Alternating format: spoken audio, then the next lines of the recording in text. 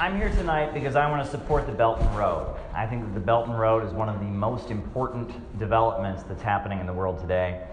And I come at this from a left wing and a Marxist perspective, and so I wanted to just give some remarks. And usually when I speak, I try to speak purely from memory, just kind of conversationally, and have a conversation with my audience. But there's a tradition in this country of important speeches by people like Frederick Douglass and others, writing out your words and being very careful about what you want to say. And when you have a lot of material to cover in a very short period of time, it can be very helpful. So I'm actually going to just read my remarks to you. May 5th was the 200-year anniversary of the birth of Karl Marx. There's a lot of people talking about Marxism these days. Far more than any time in my lifetime, people in the United States on the liberal wing of the political spectrum are calling themselves socialists. Meanwhile, despite the Cold War being decades old, the right wing is constantly making references to cultural Marxism and accusing people of being communists.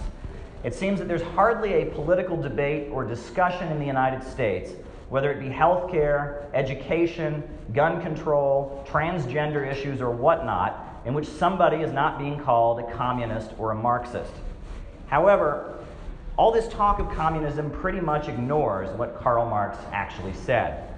I remember when I was in college, there was a course we had to take in liberal arts and sciences, and no matter who you were at my university, you had to take this course.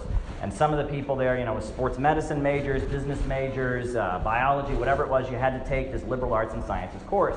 And they had, the writings of, various thinkers, Plato, Aristotle, and they had a selection from Karl Marx in the textbook that we had to read.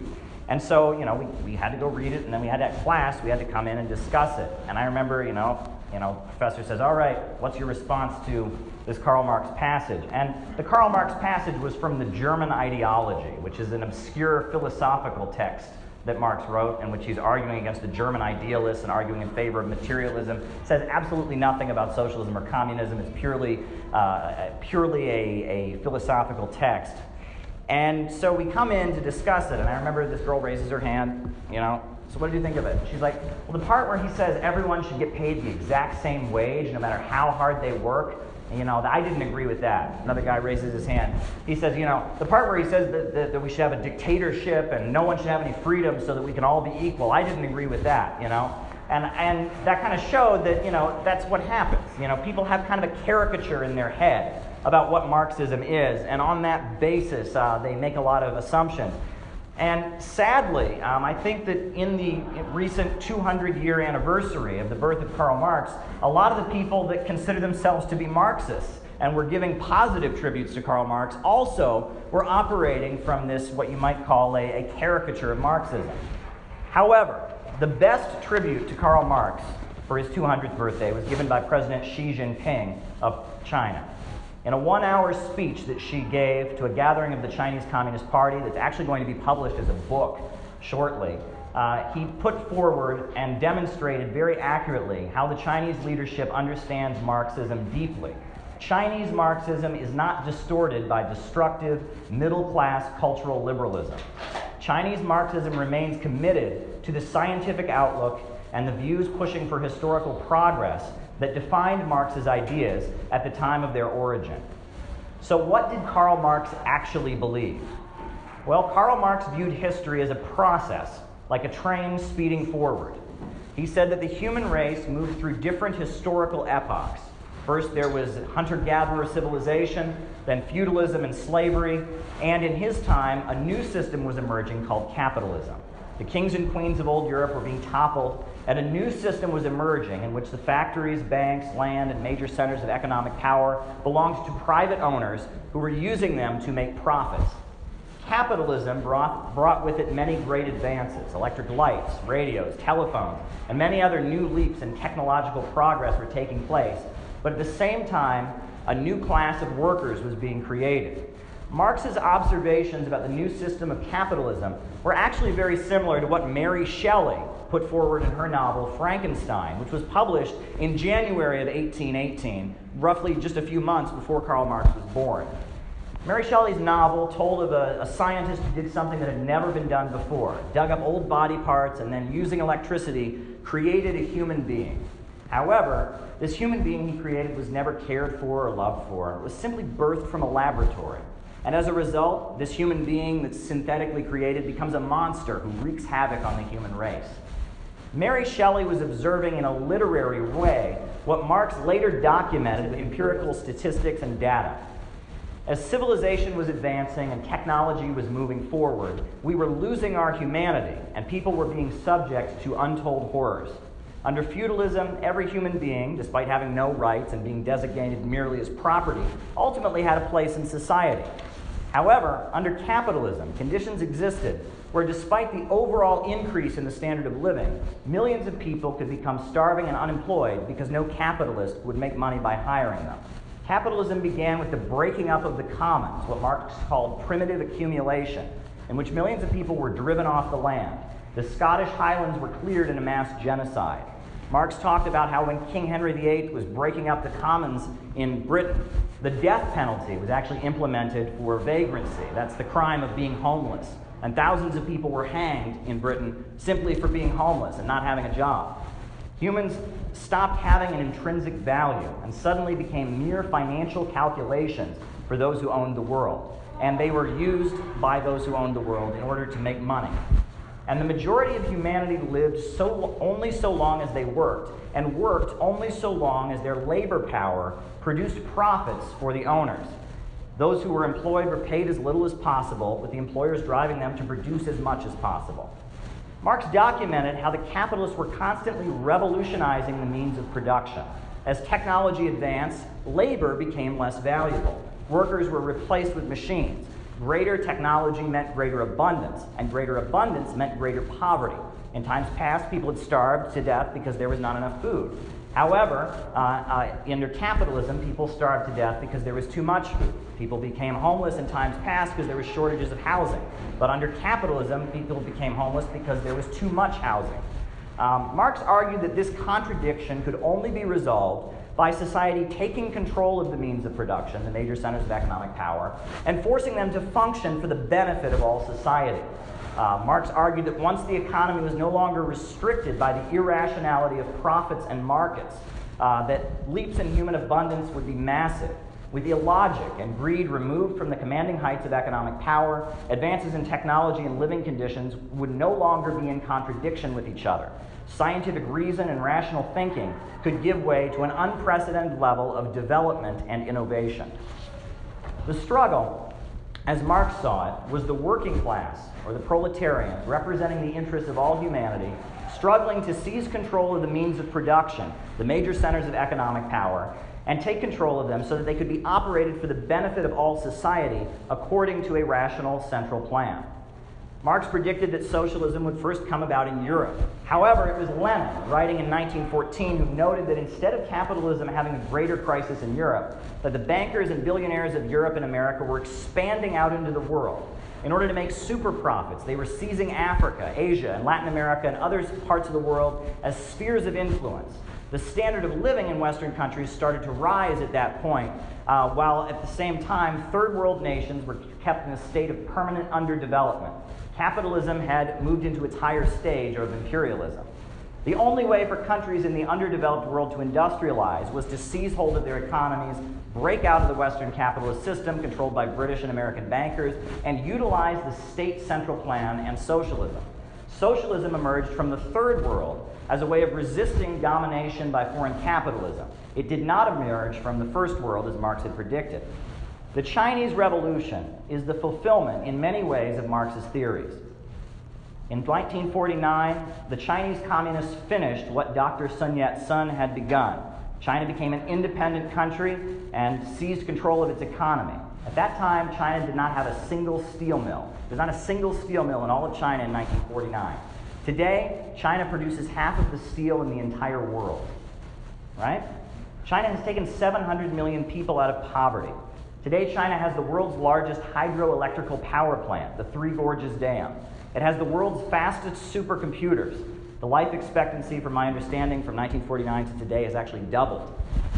China is the second largest economy on Earth. Every day in China, another person becomes a millionaire, and there are many Chinese billionaires.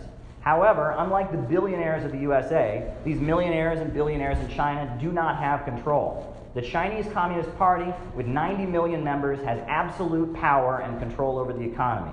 Billionaires and millionaires go to prison all the time for attempting to bribe elected officials, and there have even been a few billionaires in China who have gotten the death penalty. China has a 5-year economic plan in which the Communist Party dictates what goes on in the economy, directing the state-run enterprises as well as private companies. The Communist Party has officials who oversee every private company, give it direct orders, and tell it what to do in accordance with their central plan for developing the country and raising it up out of poverty. In China, many people have become wealthy, and furthermore, among those in rural areas and some industrial workers, living conditions are lower than what we have in the Western countries. But the Chinese economy does not function according to profits. As Frederick Engels put it, that was Marx's close collaborator, under capitalism, the means of production only function as preliminary transformation into capital. Or as Mao, the leader of the Chinese Revolution, put it, under capitalism, profits are in command. China is not a Soviet-style economy. They have many private businesses. They have a stock market. But China is not a capitalist country either. In China, profits are not in command. The Communist Party is in command, and it's because of that they have uninterrupted growth. The wages of industrial workers have increased. At the same time, we've seen great leaps in technology. Now, what does all of this have to do with us here in the United States? Well, the computer revolution has taken the contradiction between technology and abundance and poverty to a new level.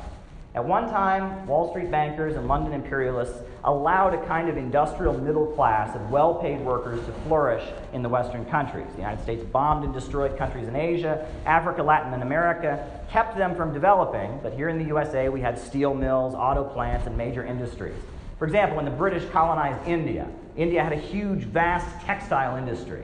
What did the British go do? Did they put all the people in India to work making cloth for them? No, they burned all the textile mills and forced them to start importing cloth from Britain, cloth made by British industrial workers. Well, today, the computer revolution has rendered the industrial working class, even within the Western countries, to be unnecessary. Books don't require bookbinderies anymore. Steel mills require exponentially far fewer workers. As the financial elite that runs the United States comes to view the population as less valuable and more expendable, not only are young workers facing a life of low-wage, short-term service sector jobs, but the very infrastructure of the United States is coming apart. Water is not being properly purified. Amtrak has fallen into complete disrepair and been plagued with accidents. The scourge of heroin addiction, spurned by the intentional overprescription of opioid medications by big pharmaceutical companies, is destroying American lives. There was an article in USA Today back in January that began with the sentence, "More than 175 Americans will die today because of drug overdoses." The suicide rate is also higher than it's been in decades. Among the American people, those who no longer have a place at the assembly line, there are many that have been rendered expendable by the global financial elite, and there is a cry of desperation. Now we live in a society in which people are not encouraged to be intelligent. We have the media promoting pornography and violence, anything but rational and analytical thinking. But regardless, there is a real knowledge among the population that a crisis is imminent. Ideas that have long been labeled conspiracy theories now have widespread popular support and interest. Furthermore, I think the fact that Donald Trump was elected President of the United States can be interpreted in many different ways. Put aside the accusations of racism, the corruption within the Democratic Party, and the maneuvering against Bernie Sanders, but there's an important fact that we should all acknowledge. What is Donald Trump known for? He's known as a builder. His name is actually inscribed on the walls of hotels and casinos all over the world. And it makes sense that while our country, including its power plants, its roads, its water systems, its neighborhoods are falling apart, that millions of Americans who are frustrated by this situation, especially in the Rust Belt states so affected by deindustrialization, it makes sense that they would vote for a man whose entire life has been associated with building and construction. Trump has many flaws, and I personally did not vote for him. But in his anti-establishment rhetoric and his talk of making America great again, he had a special appeal to those who had seen their entire way of life swept away by the fraud of the global financial system. Trump was seen by many as a rejection of an economy based on speculation and making money out of nothing. Trump's campaign included bigotry against Muslims and immigrants and calls for a bigger police state. However, it also included many anti-establishment messages, critiquing U.S. foreign policy, and recognizing that people in the United States have been victims of international capitalist greed. You don't have to endorse Trump or his policies to recognize that he symbolizes something bigger. The American people are gradually awakening from their slumber and being forced by unique historical circumstances to begin demanding a better life. Populism is on the verge of returning to American political discourse. There's a long tradition in the United States of figures like Eugene Debs, Huey Long, and William Z. Foster, among others, who fought for the working class and ordinary Americans against the billionaire elite. The policies of the billionaire elite based in Wall Street and London are defined by monopolistic stagnation. They essentially want to stop development and human progress so that the world order in which they rule can remain fully intact. Iraq, a country with a state-run oil company that was developing on its own with a socialist economy led by the Ba'ath Party, was blown to bits. Libya, another independent country with a socialist economy, was blown to bits. Afghanistan has been kept in a state of perpetual instability since 2001, and Syria has been swept into a civil war by relentless efforts to fund extremists and rebels. The US-aligned regimes of Latin America, Mexico, Guatemala, Honduras are all messes of narco-chaos and instability. The billionaire elite talk of overpopulation. They essentially are spreading chaos across the planet, and the way they see it, the problem isn't that their system doesn't work and it leaves people in poverty and it holds back development. The problem is that there's just too many people out there, right? There's just too many of us. People are having too many babies.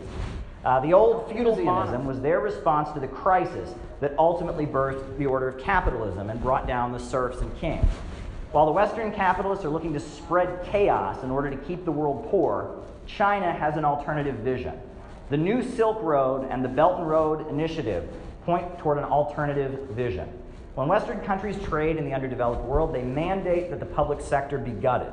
Government budgets are overseen by the IMF and the World Bank, and countries are essentially required to reduce the role of the state in their economy, lay off government workers, and pave the way for the domestic economy to be crushed by Western businesses. NAFTA, for example, destroyed the farming sector of Mexico. Mexico used to have lots of farmers. Now that's been completely destroyed, and they're importing food from the United States. That's the result of NAFTA, the IMF, the World Bank. In Bolivia, Jeffrey Sachs oversaw the demolition of the economy to the point that the water in Bolivia was actually sold to American corporations, and it became a crime to collect water on your rooftop. You were stealing from American companies if you did that, right? American companies owned their rainwater. But the Belt and Road involves the opposite. It involves the Asian Infrastructure Development Bank loaning countries the resources to build up their state sectors. They build hospitals in Afghanistan. They build airports in Bangladesh. They build railroads across the African continent. They fund scholarship programs for people in the developing world to get a college education in China. Throughout the Third World, China has made the strategy of utilizing its state-run corporations to build up the domestic economies of developing countries. The wealthier these countries become, the more of an economy that develops domestically, the more businesses grow in the country they're trading with, and then the more money that China can make by trading with this new, vibrant economy. The response to Western capitalist monopolism is the emerging alternative on the global economy, which is the alternative of win-win cooperation. And China would be very happy to have the United States join its efforts. Right now, public transportation in New York City is a huge disaster. Why not make the MTA public property once again and hire China Railway, the CRCC Corporation, the state-owned enterprise that makes the fastest trains in the world, to rebuild our crumbling subway system? China builds infrastructure all over the world. How about instead of funding bombs and drones and tanks, why not use some of our money to instead rebuild the United States of America? And why not hire some of these brilliant Chinese corporations that are making all these scientific breakthroughs and building infrastructure all over the world to rebuild the United States of America? You don't have to be a Marxist to agree with this. You don't have to be a radical to agree with this. You don't have to be a Sinophile to agree with this. This is just a basic demand that would be good for everyone in the United States of America. We need a real economy in the United States. An economy that isn't about derivative rip-offs, usury, and greed. We need an economy that's about steel, electricity, computers, new scientific breakthroughs, and unleashing human creativity. And that will require state intervention. It will require cooperation with the rising Eurasian alternative in international affairs. Now, my hope is that this meeting can be the basis for forming a new coalition of people who maybe we don't agree on different issues, maybe we have different ideologies to see the world, but we can see eye to eye on the fact that it's time to start rebuilding America, and it's time to start cooperating with our Chinese friends and allies in order to do it. Thank you.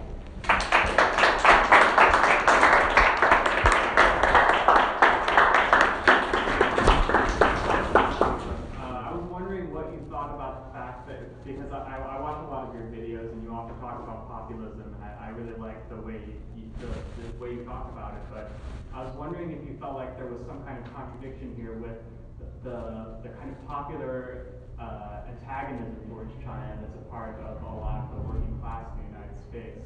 This is certainly something. I'm from a very working class family, and when I'm around my family, bashing on China is just part of the order of the day along with Trump support. So it seems like, in the way you describe it, of course, it sounds, quite intuitive that we would all be supportive of this. But I'm wondering how you would see that contradiction resolving itself.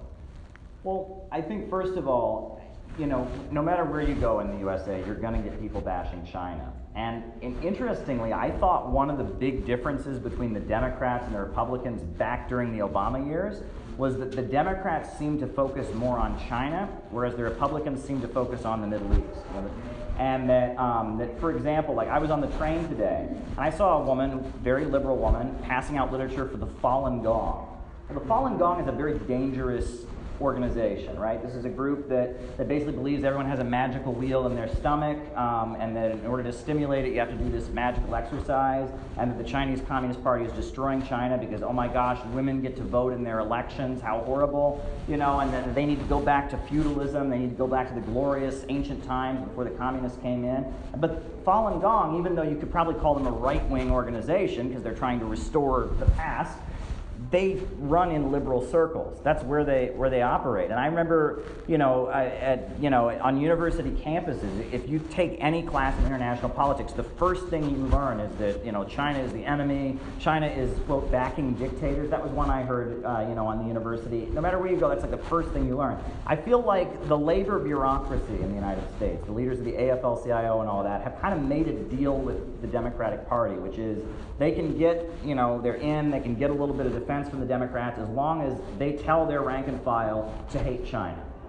And that a lot of the labor bureaucrats in the United States, they fund these what you call free trade unions in China. These are not trade unions. Every Chinese worker is a member of a trade union in China, right? That's actually the law. Even the Walmarts, mind you, in China are actually unionized.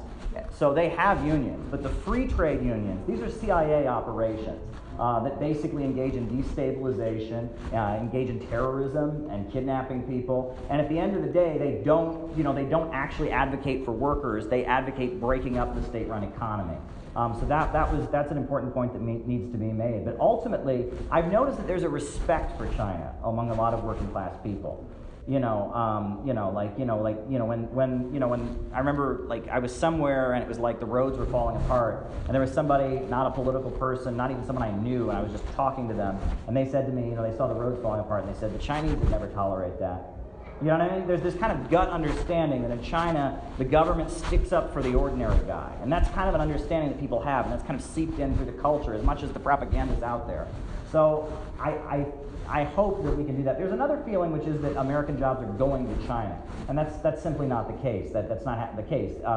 You get American jobs going to Bangladesh, perhaps, but the main killer of American jobs is technology, because the way the capitalism is set up, it's so irrational that the more efficient we make technology, the fewer people we need. And there's a lot of production that goes on in the United States, a lot of military production at this point, there's a lot of arms manufacturing. There's not a lot of people at the assembly lines because you can have robots make it. So that's my response. I'm sorry to go on for a while. I want to say something. I sympathize with you completely, because it gets harder and harder to call myself a Marxist in the United States. I was out in California for my job interviewing some people at a rally. These were people that were leftists, liberals, Marxists, socialist, communists, and one of them had a sign that said, "Open borders now." And when I think what they probably meant is in like some hypothetical communist future, there would be one world and everyone could just do it. But To an average American, what does open borders now mean, right? They think, what? We're just going to open the border and everyone can come in and just Al-Qaeda and, you know, and the drug cartels and they're just going to walk over the border. That sounds nuts. But in left-wing circles, if you know, it'll be like they'll put up open borders now, and if you go, I'm not sure people would get that. Racist, shut up. You know, you can't have a rational conversation about these issues. But I want to tell you that actually, you know, when you talk about immigration, you know, as much as I don't agree with you that we need a harsher enforcement of the laws, I agree that there's a problem. There is a global problem with immigration, and it has to be addressed, and we can't do nothing about it. And the Belt and Road is actually the answer, believe it or not. Right now we're having huge amounts of immigration from Mexico, right? Mass immigration from Mexico, a drug-infested country with a Wall Street government, people are poor. Having mass immigration from Guatemala, Honduras, same thing, right? Nicaragua, right? That's a country that we're not having mass immigration from. Immigration from Nicaragua is far lower. You know why? Because the Belt and Road is in Nicaragua. And they're building a canal there to counter the Panama Canal. And they have almost 90% employment. You know, I mean, the standard of living is rising. And so Nicaragua, people don't feel a need. People don't want to leave their home. It's not like they just, you know, they think America's just this great place. And they're like, you know, my family lives here. I speak the language here. I'm from here. But you know what? I'm just going to leave it all and cross the border and become an undocumented worker and be discriminated against and make less than minimum wage. People come here out of economic necessity. And the policy that, you know, the British Empire and American capitalists and billionaires in Wall Street have of demolishing the economies of these countries forces people to then flee into Europe, flee in the United States. But when you have a policy of building up countries and trading with them on a win-win cooperative basis, you don't have a problem with immigration. And I want to thank China for solving our problem of immigration from Nicaragua. And if we were to be part of the Belt and Road, we would have a different relationship with these countries, and people wouldn't have a need to come here, you know? Okay. Trying to coup Nicaragua as we speak. Yeah, right. There's riots going on. They're being promoted by American media, and they've interviewed some of these people that are protesting in Nicaragua with firearms, and a lot of them, interestingly enough, are not even political people. They're just drug gang members who somebody told them, hey, this is the place to go, and they were handed wads of cash to go run around the streets of Nicaragua with guns. You know, and this is, you know, Nicaragua has been the bastion of stability in Latin America for the last decade. It's been the most prosperous economy, and we're trying to tear it up while we're in bed with the countries like Mexico, like, you know, I mean, it just shows the policy there. Wherever you see U.S.-aligned regimes, you see instability, you see underdevelopment, you see poverty, you see terrorists, and you see drug dealers. Whenever you see in countries that are being demonized on American television, that's where you've got people building infrastructure, that's where you've got the state controlling the economy and raising people up from poverty. You know, it's the same. The Middle East, Latin America, it's the same story. Asia, the same story. You know what I mean? Yeah.